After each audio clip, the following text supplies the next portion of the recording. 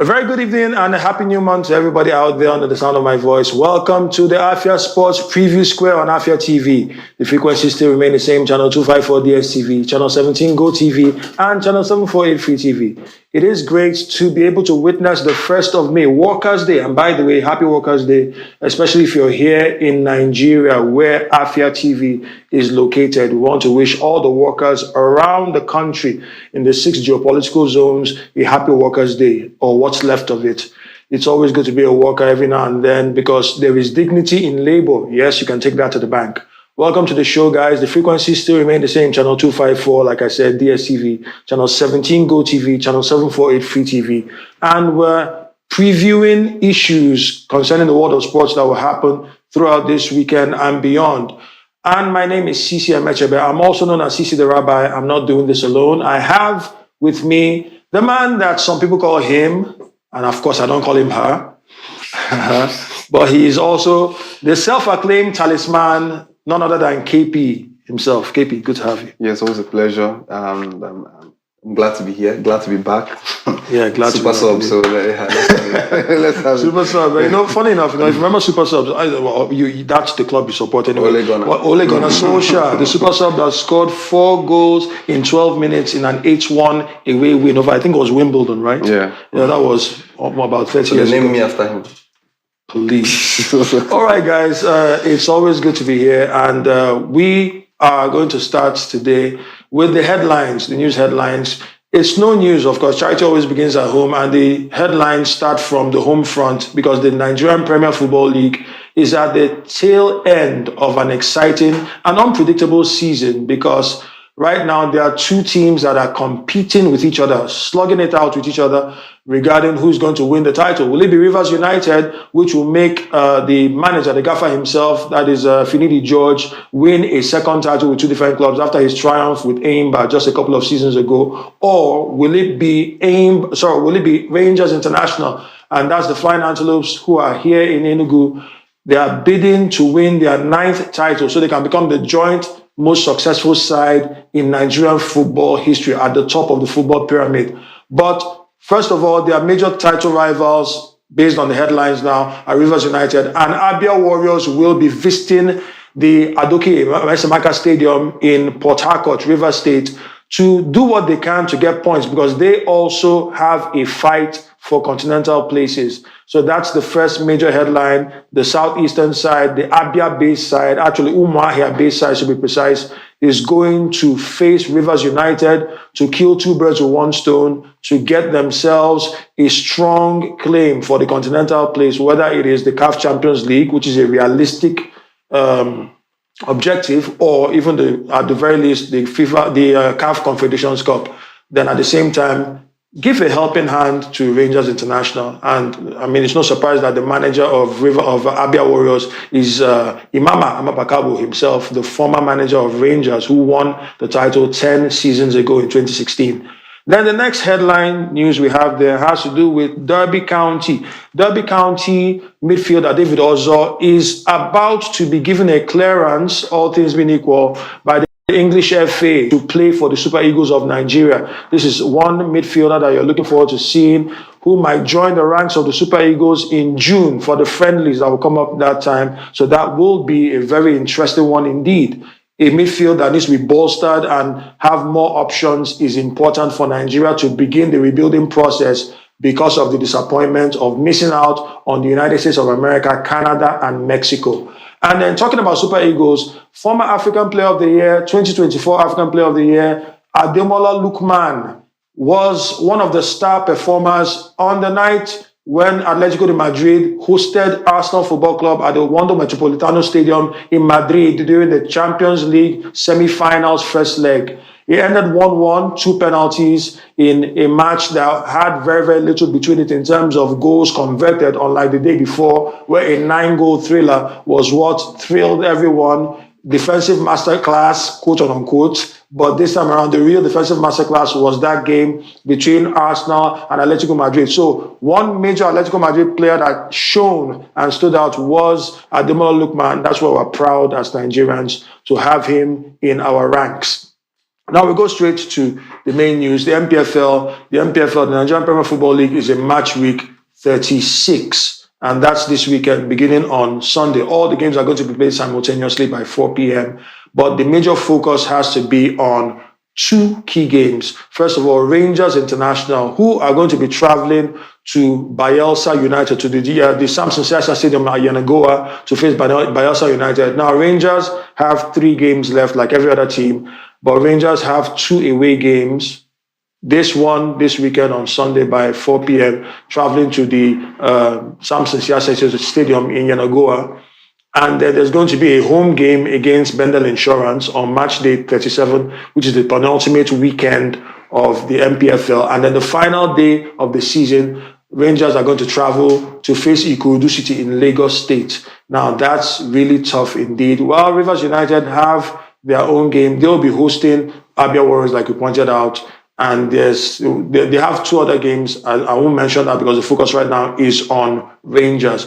Let me start with this, KP. I know right now your loyalties are not conflicted. They're actually merging. And I'll say they are merging for a reason.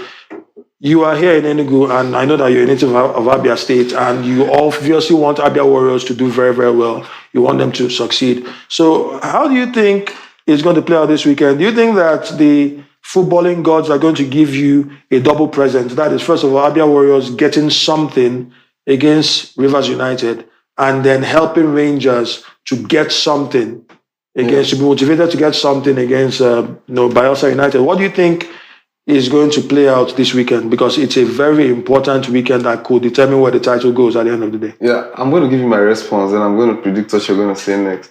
I'll say, I hope. Then you're going to come at me with, hope is not a business strategy. So I'm not going to give you what I think. You know me that well. I've done this for a while. So I'm going to give you what I think is the reality here. I think Enugu Rangers, it's not unprecedented for them to win their remaining games and clinch the title, but it's very unlikely. 2 away games coming up there are going to be very, very difficult. But the fact that Rivers United are facing a team in Abia Warriors that is also competing for so that they can be on the continent, to play games on the continent, I think is one of the things that would tilt, that can tilt the where the title ends up in any direction. So with this one, if I'm to predict, my clear prediction is that unfortunately, I think Rangers are going to draw their away game this week, and Rivers United are going to win theirs. But I've seen different things happen in football. This season, Rivers United, I don't know whether you'll be happy to hear this, or can be likened to Arsenal. They were in a healthy position in the league. They went to play their CAF Champions League games. They came back, and now they're competing for a title that they should have won already. So, all of us here in Enugu, supporting Enugu Rangers, we have the sentiment to say, the boys can go and do it. But right now, with the way things are balanced and the perfect poise of the league table, I'm not going to be putting my heart anywhere. For reality, what the reality tells us is that it's going to be difficult, but it's very possible. Well, I get your point, and we're looking at potential banana skins. Also, considering the fact that Rangers International have not exactly covered themselves with glory in terms of their away form. And when I talk about the away form, I'm talking about wins, not getting points. Yes, Rangers have done well in terms of getting points on the road, but 2 away wins all season after 35 games is not exactly the sign of champions. But we can be hopeful. We can just pray that things play out, because who knows? This is the tail end of the season. Anything can happen. But the odds are against Rangers, quite all right. But I love beating the odds. Rangers have 2 away games and 1 home game, while Rivers United have 2 home games and 1 away game. So I can understand the angle you're coming from. But I can tell you're an Arsenal fan just by what you said. First of all, I can neither confirm nor deny. Yeah, but the calculation and permutations that you're so good at tells me that you're an Arsenal fan. No, don't go there. You cannot pin me there. The only club that I can say categorically with my full chest that I support is Rangers. And it's not because I'm in Enugu. All right. I have supported Rangers for over 4 decades. And that's true. 4 decades. Lovely. Yes. So don't calculate my age. 4 decades. When we go that's to how long. long. But that notwithstanding, the point, on a more serious note, Rangers have a lot to do. They have to really show that they are in it to win it. And for that to happen, they need to have an almost flawless record for the remaining games. 2 away wins all season is not exactly the best, because those 2 wins came against, it was against Kun Khalifa 2-1. And then 1-0 against Remo Stars, the defending champions, who, by the way, are struggling within the relegation quagmire. So really, they really need to step up. But hopefully things are going to play out the way they ought to play out. So I'm going to read out the fixtures for this weekend in the Npfl officially, so you can know what to expect. I'm expecting those in the MCR to bring up the fixtures so that we can see the fixtures. Let everybody see. Yeah, thank you very much for that. So we're going to be seeing games this weekend. Barao FC are going to be hosting Abia Warriors, and then Niger Tornadoes will be hosting Kwara United, and Aimba will be hosting the defending champions Remo Stars. Bayelsa United, like we pointed out, will be hosting Rangers International, the Flying Antelopes. Bendel Insurance will be hosting Katsina United. Rivers United, who are championship hopefuls, will be hosting Abia Warriors. And then Kun Khalifat FC of Owerri will be hosting Sei Mesugida, that is Kano Pillars. Warri Wolves will be hosting Plateau United. And then 3SC, Shooting Stars of Ibadan, will be hosting Nasarawa United. While on Tuesday, the 5th of May, we're going to have the game between Oga Boys, Ikorodu City, and Wiki Tourists. It's too early. Maybe tomorrow we're going to give predictions for these games, because it's going to come thick and fast. There's a lot to talk about right now. And speaking of talking about a lot, we go straight away from the Npfl and we look at what's going down tomorrow on the 2nd of May by 4 p.m. at the Remo Stadium in Ikene, Remo, that's Ogun State. And that's going to be the Under-20 World Cup, Women's World Cup qualifiers, where Nigeria, the Falconets of Nigeria, will be locking horns in the first leg with Malawi, their Malawian counterparts. Now, that is one game that they need to win, and win convincingly, because the return leg is going to be, well, maybe not as easy as it is, because, KP, you know that in the world of football, across all borders, across both genders, across the different age grades, they are no longer minnows. We've seen that the gap is closed, and it's good. It's good for competition. It's good for the competitive nature of sports generally, and football in particular. But looking at these girls, do you get the sense that they have too much quality for their Malawian counterparts? Or is there any banana skin that we're expecting to be dropped in their way? We ain't doing none of that. Really? Why the confidence? We're way better than them. I can close my eyes and say the Under-20 women's team is going to be at the World Cup. There's no two ways about it. Yeah, I know they're going to put up a fight, Malawi. I know they're going to put up a fight. They're going to give us a good game, but we are too good for them. And it's not to say that they are minnows now or something like that, but sometimes we are a superpower. We are a super house in football, on the African continent. So, and in the women's game, we're still proving that. So I see that we're going to be too good for them. In classic Greek theater, there's a term that goes this way: hubris precedes hamartia. I know. You know what that means, right? We'll be here. Okay. Let's just hope. Let's just pray. Although I will still say it, hope is not a business strategy. As predicted. Yeah. Come on. You can be predictable sometimes. But we just on paper, and clearly my head and then also my heart tells me that Nigeria, the Falconets, will get that win and take something very commanding to Malawi. But we just need to keep fingers crossed and give enough respect to our Malawian counterparts, because this is football and stranger things have happened.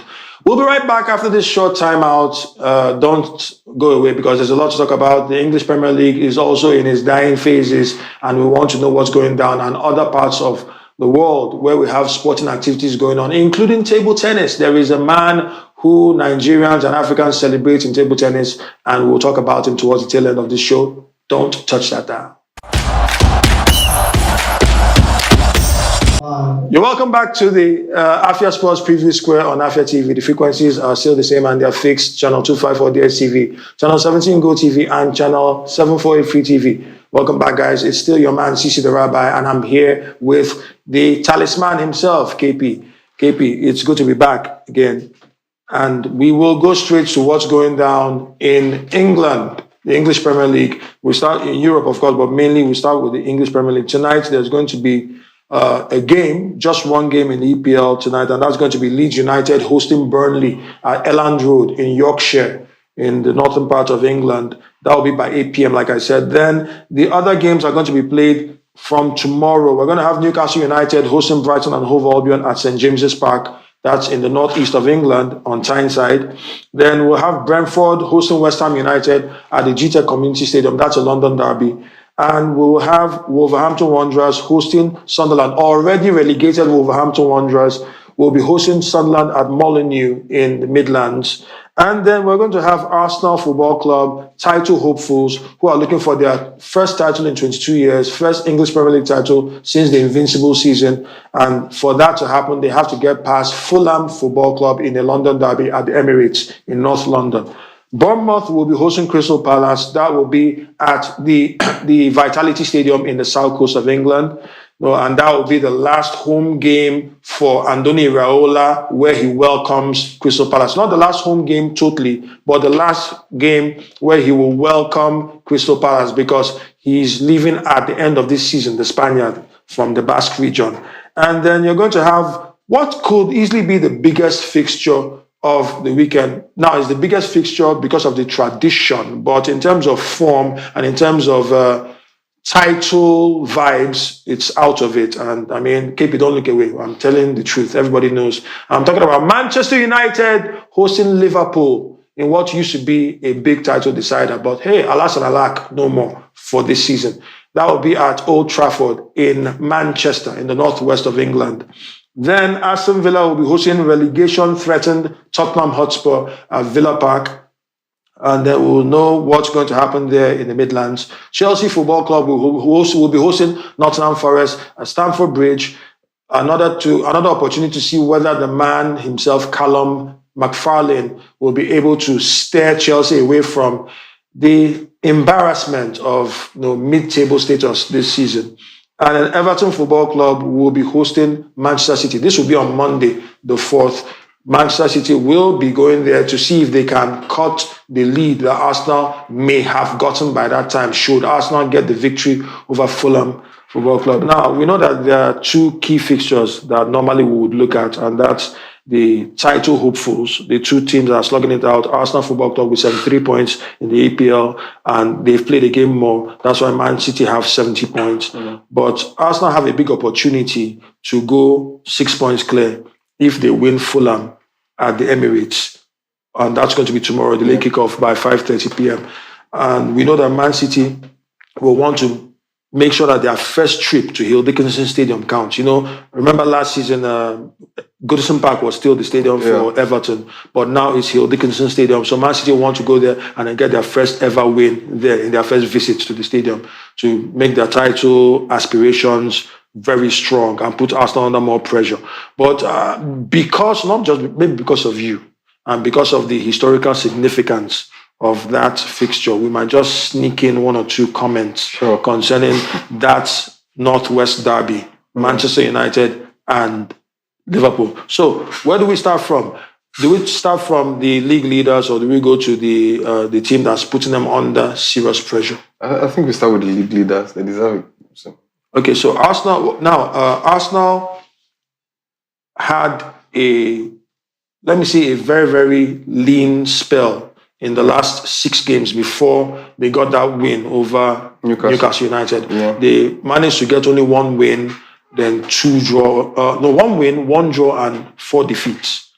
That's what happened there, and it's the first time Arsenal got back-to-back defeats this season. Yeah. So people got the impression that Arsenal have petered off, maybe fatigue has stepped in, but they managed to get their mojo back. A wonder strike from Eberechi Eze last weekend against Newcastle United at the Emirates. Then this very important point. Yeah. Very important point. Even some Arsenal fans feel that they were robbed, but still, UEFA have given their verdict concerning that in the Champions League in a very hostile ground at the Wanda Metropolitano Stadium, in Madrid against Atletico Madrid. Do you think these last 2 results, that is 4 points from? Okay, let's not call it 4 points because really we're not talking about points in the Champions League knockout phase, but a win and a draw. Vital win and draw. Do you think it's a false dawn, or do you think that Arsenal have something to build on, especially since some players have started coming back from injury? Yeah, no win or no positive results can be seen as negative as the season starts wrapping up. The only problem I would say I have with Arsenal is they're still not scoring enough goals. Yeah. And from the way the season is panning out, from what we are seeing, it's very possible that goal difference can determine who wins the league come the end. So, they started the game against Newcastle very well, excellently. The pressure was there, the crowd was supporting them. And when they scored the first goal, I was thinking, okay, kill them. Just finish them off. This is the opportunity to just end things and, extend your goal difference. And we saw how the game now played out. It started becoming a drag. They had to defend come the end of the game. And if Arsenal can just show more, just tomorrow evening, go out and try and beat Fulham 3-0. It gives the confidence to the fans that, okay, we can do it. Even if Man City win all their games, we have a real chance, of finishing above them. If we're moving to Man City now, you see their game at the Hill, Dickinson Stadium was a very difficult one. I think Man City have only 2 opponents that can take points from them between now and the end of the season. Everton being one of them and Bournemouth being the second one. Yeah. And this game is very pivotal. Arsenal's one difficult game is going to be West Ham United. So one would expect that Arsenal, walk over Fulham and win this game. But football is not always like that. But that's the expectation. But come Monday, if Arsenal win this game, they can put the pressure on Man City. 6 points, even though they have games in hand, you are chasing someone ahead of you. It puts them under more pressure. Yes. And who knows, Ndiaye can turn up, Beto can turn up, and if anybody that dropped points now moving forward comes to the end of the season actually loses the title. I believe if Man City go to Hill Dickinson Stadium and maybe pick up a draw, the momentum is going to be on Arsenal. They feel they can now actually win the league. If they go and win at the West Ham United Stadium, I think it's over. The league is lights out at that point. So I believe Arteta needs to transfer it to his boys. Like, we need to go out there and try and annihilate teams. Don't just, the win is not what's important now. Can we outscore every opponent that we meet? We saw the game, midweek, PSG versus Bayern. Everybody just going to try and outscore their opponent. That's what we want to see as fans. But it's not just about the fans wanting to see that right now. That's what Arsenal need to get over the line. Because they have to assume that Man City win all their games. So how do we then win the title? By scoring more goals than them. So I think that's where it is right now. Okay, it's a good thing that you're bringing in Man City, and I have some concerns as a neutral. Let's just look at the concerns concerning Man City. No, I have to talk objectively as a neutral. I mean, that's the truth. Yeah. Putting aside any allegiance that may be perceived to be there. Yeah. We're not talking about the Npfl here. Now, putting aside any allegiance or any perceived allegiance, we need to just cut to the chase and talk about what's really going down. I always say this to anybody who cares to listen. The worst combination that any footballing outfit can have, if you're trying to win titles or cement your place in a league season, is to have a combination of a manager that has lost his fear factor and then a team that has lost their fear factor. Now, it's very, very clear that Manchester City at certain points at the beginning of this season, they seem to be losing grip on their fear factor. And it also affected the manager himself, that is Pep Guardiola. But they seem to have taken a turn. But those who are very, very careful, because they are known, everybody's looking at Man City. Well, a good number of people are looking at Man City to finish the job because of their hatred for Arsenal. Then some others are looking at Man City because of the experience that they have in title races. They've been there, they've done that, they've crossed the finish line several times. But my concern, in all honesty, objectively speaking, my concern is this. Man City have not shown consistent ruthlessness. I don't know if you get what I'm trying to say. Like, for instance, I think the most dominant game or dominant win that Manchester City have recorded in the last 5 to 7 games has to be that FA Cup game against Liverpool, where Haaland scored a hat-trick. They have not been as impressive as they normally are in the other games they've played. We saw what happened against Arsenal. That one was, you saw how it played out. But the one that really made people feel perhaps there's a chink in the armor, perhaps there is a soft underbelly, and that's that game against Southampton, which made some people closed their mouths a bit regarding Southampton and Arsenal. Yeah, Arsenal did not really act well by allowing Southampton to eventually win. But Man City were on the verge of being knocked out. Yeah. They just had to fight. And that deflected goal from Doku, and then that absolute screamer from Nico Gonzalez from outside the 18-yard box was what got them over the finish line and got them to the finals. So what I'm saying is this. Is it possible that the remaining teams, like you mentioned Bournemouth, you mentioned Everton, the remaining teams could smell blood and say, you know what, it's not about doing Arsenal a favor, it's about us cementing our place, because there are still continental places to look for. There's Europe. There are teams that are fighting for European places, whether it's the Europa League, even the Champions League, and then the UEFA Conference League, that are going to face Man City. So how do you think this is going to play out psychologically? How much of a psychological edge or disadvantage will these statistics that we pointed out have on Pep Guardiola and on the team? Okay, I'll just take us back maybe a week or two ago when Man City beat Arsenal. Everybody thought it's probably game over. Good performance from Arsenal, but very good performance from Manchester City. Then there was the game against Burnley, where many people expected maybe 3-0 at halftime. That was the opportunity to scatter the goal difference. Throw it wide open, and it was a 1-0 win against a team that's now relegated. So, and Burnley actually had a lot of good attacks in that game where they could equalize Man City with better finishing. So I think it made everybody rethink. Say, okay, it's not yet over. Man City is not. They are not who we expect them to be, because in this part of the season they are usually ruthless. They go on winning streaks, scoring a lot of goals. It's not happening just yet. Then about the full Southampton game, I won't take that into much perspective. One reason, Southampton is in crazy form. They are doing very well, unbeaten for the last almost 20 games or thereabout. But more than that, Wembley, no man's ground. When games come to Wembley, you cannot really expect anybody to, annihilate any other person. Anybody that does that to you in Wembley, you're not a serious team. But as you mentioned, the two teams I mentioned that could be threats to Man City in Everton and Bournemouth, they are actively chasing a European place. Yes. So they have something to fight for. It's not just about, as you said, doing Arsenal a favor.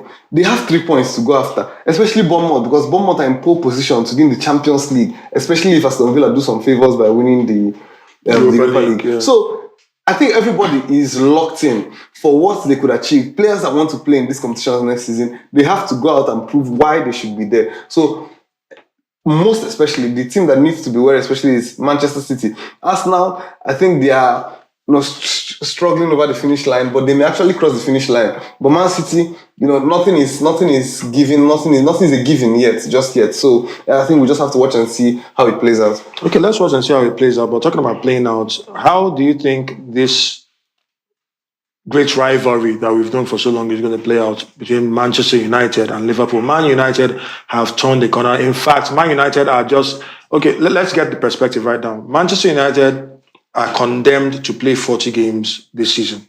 That has been used to mock them throughout the season. 38 games in the Premier League, and then 2 games, one in the Carabao Cup, Grimsby, anyone, and then, 1 game in the FA Cup. So that's 40 games. But Manchester United are just 1 win away from ensuring that they have at least 48 games next season.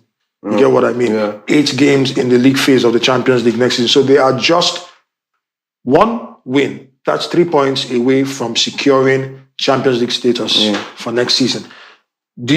How important will it be for Michael Carrick to kill 2 birds with 1 stone? First of all, secure the 3 points against Arne Slot's side, the defending champions of England, and then at the same time have bragging rights and, remind them that they are the top dog in that rivalry. How important is this game, and how is it going to play out in the minds of the managers, that is Michael Carrick and Arne Slot, and then their charges? How do you see it playing out? I think it's a very important game. Personally, I know Manchester United are very qualified for a Champions League. I know mathematically not yet. We need 3 points, but the resurgence under Michael Carrick has been immense. It has been crazy. Some would say he deserves a permanent job. I don't know if I belong to that sentiment just yet, but the job he has done since he came in has been just crazy. That's been stupendous. And the best way to crown it will actually be winning Liverpool. He came in by his first game, beating Manchester City. Then wrapping up the Champions League qualification pursuit by winning Liverpool will be just wonderful. Even Bruno Fernandes chasing the assist record, I hope he does it on Sunday. That's one of the things I'm looking out for. So that because he's a Premier League great, but so that it will be consolidated that this guy actually was one of the best to ever play in the league. And condemning even Liverpool to fight out their Champions League position is an added incentive. This is a 6-pointer. I'll say, because two teams going for the same thing, coming to face each other. I think it's going to be a very, very entertaining game on Sunday. I would advise everyone to tune in. If you're not going to be watching Enugu Rangers, of course, I'll advise everyone to tune in. But it's something that I just feel Carrick is going to crown what all the work he has done so far in the few months he has been in charge. Coming there, winning that game, securing Champions League, and then when he steps into maybe the final interview for the permanent position as Manchester United manager, it's one of the things he could say. He did it in record time. Many people are still going to be struggling for the Champions League position come the end of the season, come the last game, but he did it without breaking a sweat. So I just think it's going to be an entertaining game, an important game, and I think Manchester United are going to be flawless winners. Yeah, and he did it without, if I say that he did it without, in record time, because there are no more involvements, no more games to disturb himself. Sure. Okay, so we will go straight on, but that's just me joking. I'm just poking at him. Now we're going straight to the Spanish La Liga. That's also looking very interesting. Round 34, that is match week 34 in the Spanish La Liga. We're going to see games this weekend. Girona will be playing tonight by 8 p.m. They'll be hosting Mallorca. And then Villarreal will be hosting Levante. That's going to be from tomorrow. Valencia will host Atletico de Madrid. That's going to take place at the Mestalla Stadium. Then Alaves will host Athletic Bilbao, while Osasuna will host the defending champions and probably champions-elect Barcelona, who need that win to ensure that they're able to seal the title. They may seal it this weekend if results don't go well for Real Madrid, or they may just get themselves with 5 fingers and 4 extra fingers on the trophy and then do the coup de grace by next week when El Clasico comes up. So they have a big opportunity to get that vital result against Osasuna. Celta de Vigo will host Elche. Then Getafe will host Rayo Vallecano. Real Betis will host Real Oviedo, already relegated Real Oviedo because I think they are down, basically. Espanyol, the Catalonian side, will be hosting Real Madrid. And then Sevilla will be hosting Real Sociedad. 2 major teams, 2 matches, rather, just 2 matches quickly. Osasuna against Barcelona, and then Espanyol against Real Madrid. I'm sorry, very, very sorry, Ademola Lookman, but I don't know if we have enough time to look at Atletico de Madrid. Or we might just look at that. That Osasuna game, it's obviously going to be a very entertaining one. Lamine Yamal out, Rafinha out, but Barcelona throughout this season, they've been finding a way to win without them. And the Flick has league titles on lock, apparently. So, and Real Madrid, I think they've condemned their season. The performances of late just shows that they're not more interested. Most players are just trying to be fit for the World Cup. Yes, that's true. I think they've wrapped up, mentally they're out of it already. It will even be interesting to see Arbeloa's lineup for Clasico. It's going to be very... Could you also, sorry for cutting you, but could it also be a case of the players trying to do their subtle best to undermine Arbeloa and then make sure that, he gets away from there? Because newspapers have said Jose Mourinho, they shout that... and Jurgen Klopp also has been mentioned in the exactly. mix. So, I think everyone knows, how Real Madrid operates. Arbeloa is gone at the end of the season. Whether the players will have to enter or not, that's how they operate. He's gone. So, I think most players, they are disenfranchised. They have already qualified for the Champions League. They can't win the league again. They're not going for any other thing. There's a World Cup. So...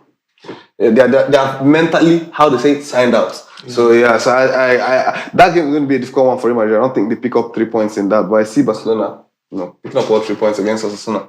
Okay, let's just say, since we mentioned that, Barcelona get the 3 points against Osasuna, then bring themselves up to 88 points, which will make it, that's depending on your prediction now, will make it almost mathematically impossible for Real Madrid to overtake them. So maybe they will even give Barcelona, as Real Madrid might give Barca a guard of honor. We'll be doing there our Clasico. live. We'll watch and see how that plays out. But Valencia, and let me just verify where Valencia is. Valencia, the only Valencian side that is in danger of relegation is Levante, because that's the side that's from Valencia. But Valencia themselves, the main Valencia are 12th on the log in the Spanish La Liga. So Valencia CF are 12th on the log. So they are relatively safe. This is not they are not yet, they don't have 40 points. This is not the Npfl where every team is going to finish with no less than 40 points. But the teams that will be relegated will all have 40 points plus. That's how mad that league is. But this is La Liga. Valencia hosting Atletico Madrid.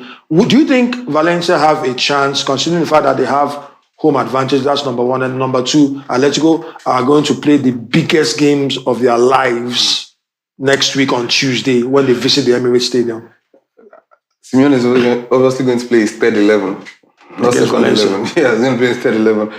Valencia have a very big opportunity, to shush the relegation doubts, because they're just few points above the relegation. Yes. So they have a very big opportunity to do that, pick up all 3 points, put distance between you and those little guys, Aqua Adams and the rest of them in Sevilla. Little guys.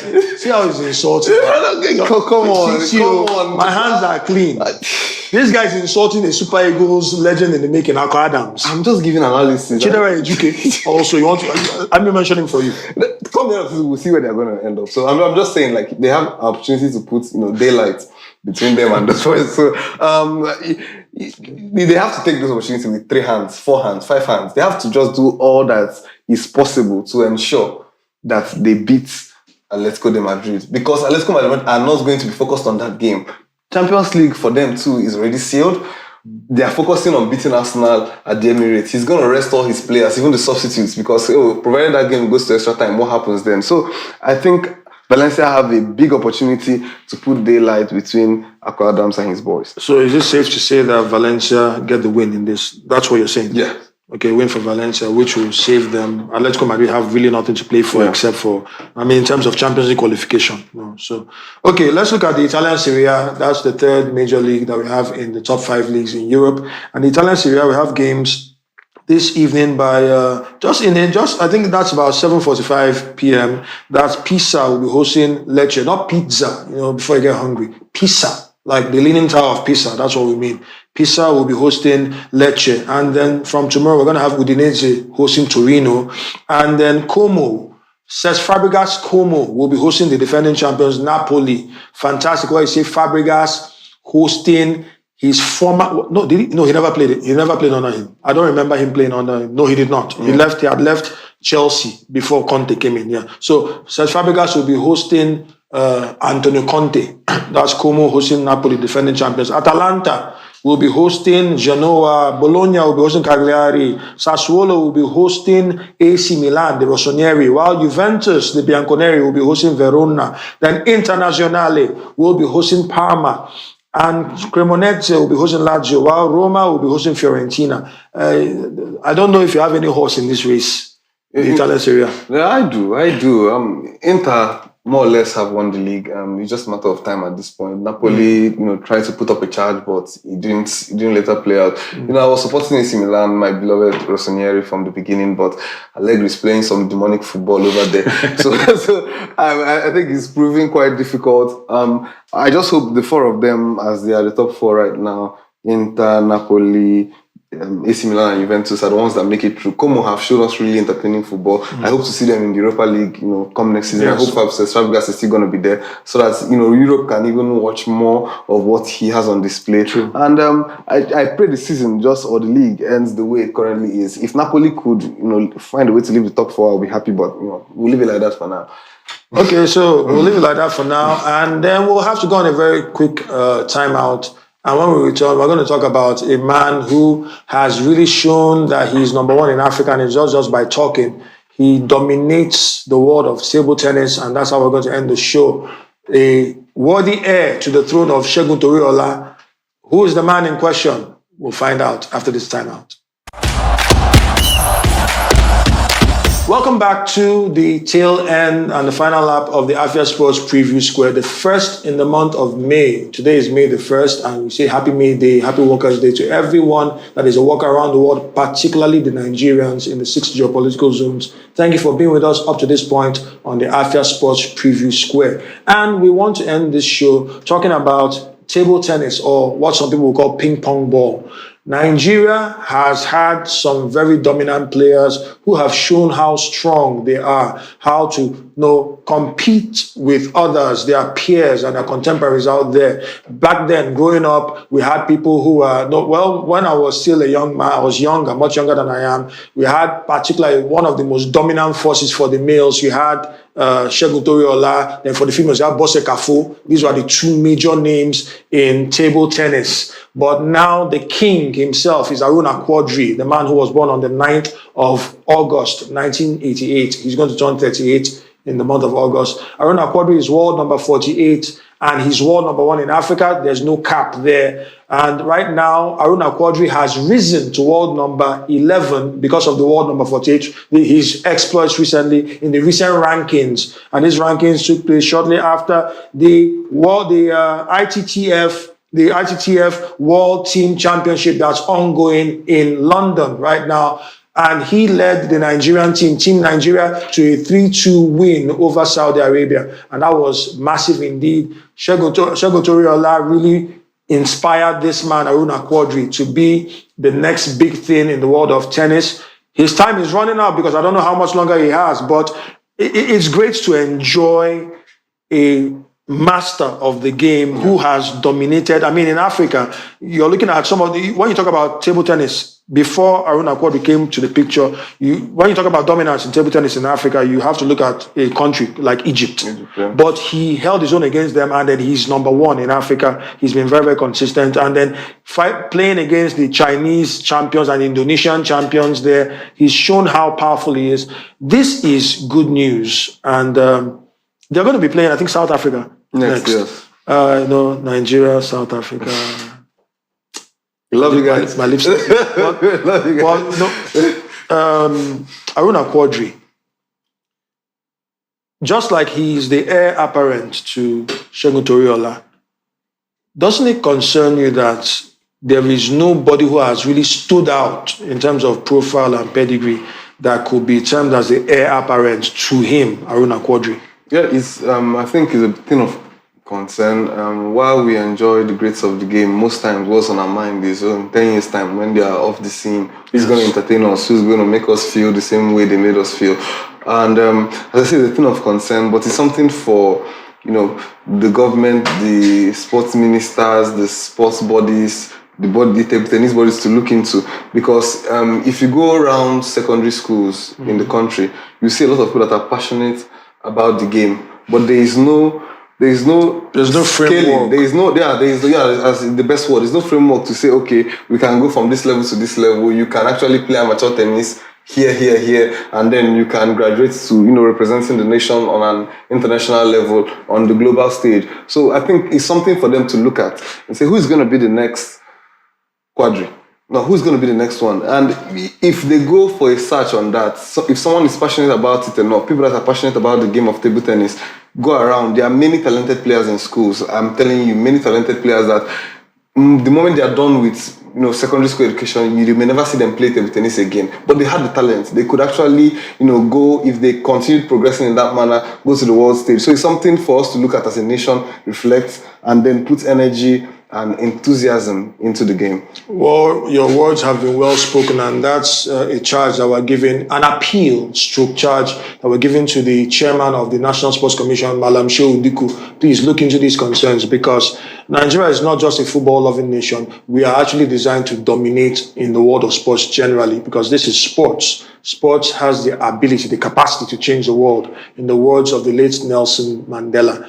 And I want to say thank you very much for being with us on the Afia Sports Preview Square, the very first show in the Afia Sports franchise in the month of May. And we thank you very much. Those who have been behind the scenes doing the job there, the cinematographers who have been working behind the camera, particularly Sammy, thank you very much. And I see Jay there too. Thank you. We appreciate you. And in the MCR and PCR, we thank you very much. MCR, Mr. Rising himself, I salute you for all that you do every now and then. And then in the PCR, David, you're doing a good job, and I appreciate you too.